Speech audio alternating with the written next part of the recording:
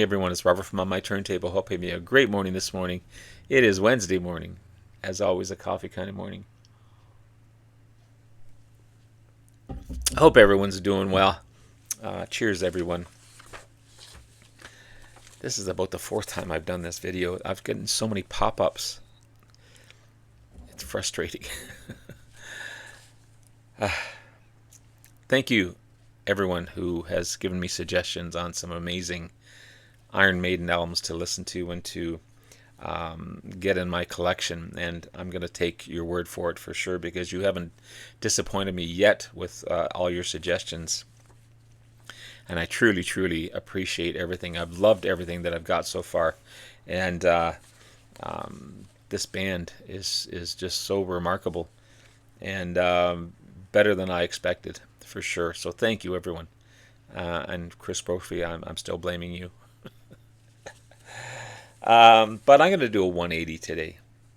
Complete 180. To go from one spectrum to the other. And talk about this amazing underrated band called Poco. This is the epic years 1972 to 1976. It's got 4 studio albums and a live album on it. Starts off, I think, with their 4th album and 5th, 6th, and 7th, and then a live album. I've still got to get their first 3 albums. But amazing country rock band, formed way back in 1968 after the breakup of Buffalo Springfield, who in its own right were an amazing band as well. Richie Furay and Jim Messina, who were in the Springfield. Of course, Richie Furay, an amazing player in his own right, a singer. Jim Messina, of course, went on to form Loggins and Messina. That's a whole other topic. They brought over multi-instrumentalist Rusty Young. The steel guitar on that he plays is just remarkable. Bassist Randy Meisner from the Eagles, or went on to be with the Eagles. And drummer George Grantham. I think George was the longest member of the band. No pun intended, and that's what she said. They made up early Poco. Meisner, unfortunately, left the band even before the first album was finished recording, even though he was credited in the album. But Richie Furay kind of blocked him from going into the production of the album. And because Richie Furay at the time was really a hot-headed... He really wanted the band to be successful, and he was so focused on that. And he felt that Meisner's interjection would mess that up. And they got into a big row, and Meisner said, "Forget it, I'm leaving." He went on, of course, to be with the Eagles, and the rest is history there. He was replaced with another Eagles member, Timothy B. Schmidt, who in his own right is an amazing bass player and vocalist. That happened in 1969. Jim Messina, of course, left the band to start Loggins and Messina, and he was replaced with an amazing guitarist and vocalist, Mr. Paul Cotton. What a great addition to the band. The band was active up until 2021, and over the years, they've had like 24 different members of the band come and go. These guys just never made it. They never plateaued like they should have. Not big like the Eagles or other bands like that. I didn't know the band really, even though I had this box set. But I was watching Mr. Pete Pardo from Sea of Tranquility, and he was with another gentleman, and they were doing the rankings of these albums. Their top 10 rankings, even though there was 19 studio albums, they chose the top and talked about each album and how great it was and how multi-instrumental these guys were and how amazing some of these songs were. And it just got me, wow, okay, I'm going to do a video on this one. Again, 19 studio albums these guys put out. They're considered one of the founding members of the California country rock scene. And even though, see, there's another freaking pop-up. Even though 3 of the members have been inducted in the Rock and Roll Hall of Fame, Richie Furay with Buffalo Springfield, Randy Meisner with and Timothy B. Schmidt with the Eagles, the band Poco has never been inducted. I think they've been nominated. I'm not 100% sure on that one, but they've never been inducted, which is a crime. They should be. I mean, look at the other bands that they choose, or even artists that they choose for this.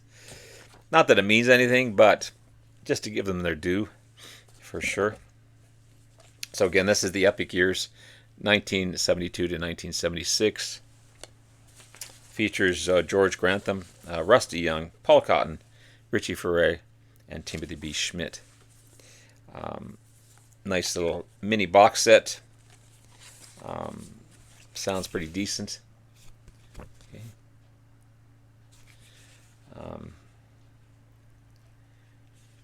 So there's I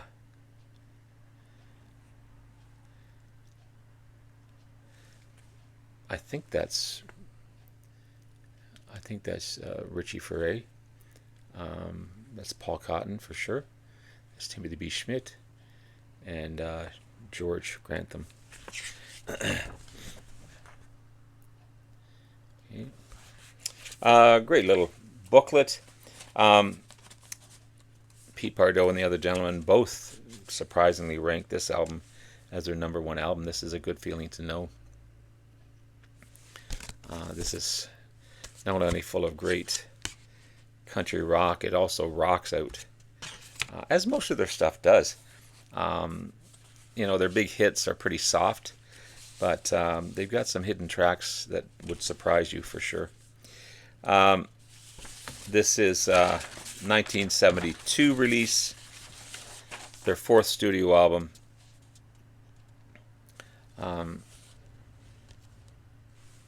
It's a great album. Great album.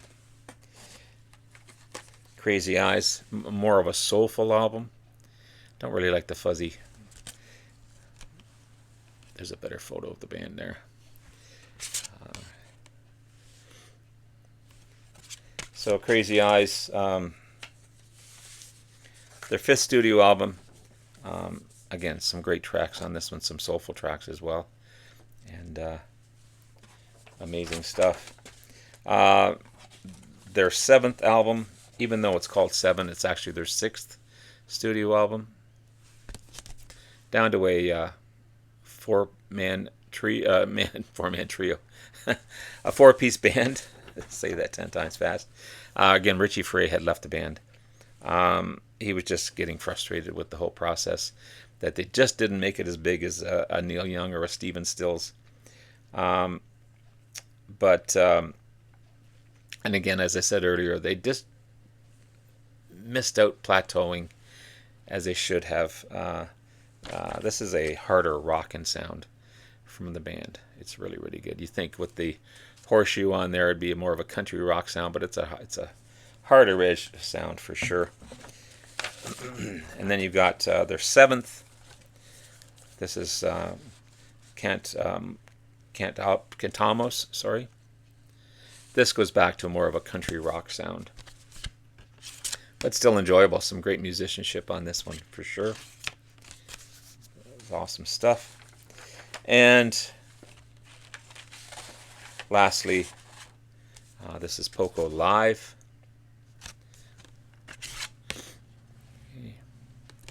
Poco Live was a 1976 release, and the rating is so tiny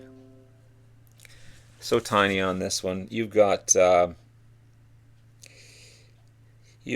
recorded live at the Yale University, New Haven, Connecticut, Milwaukee Fine Arts Center in Milwaukee, Wisconsin, and Ambassador Theater in St. Louis, Missouri, and recording facilities, record plant mobile unit.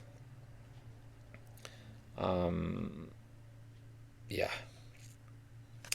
you can't see the photos, but there's some great photos of the band there. But yeah, if you don't know Poco, and if you like country rock sounds like Traffic, Eagles, Buffalo, Springfield. New Riders, the Purple Sage. Check out Poco. These guys are amazing. They'll surprise you for sure.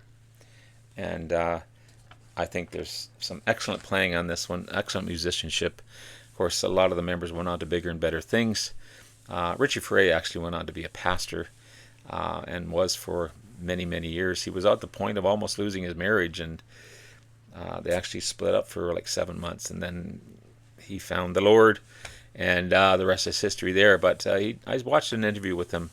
He is sorry for this whole past, but and he made up with Randy Meisner, and he made up with all the other band members, and became wonderful, wonderful friends. But anyway, check out Poco. Amazing stuff. And have yourself a great rest of the day. Love you all. We'll talk to you again soon. Bye now.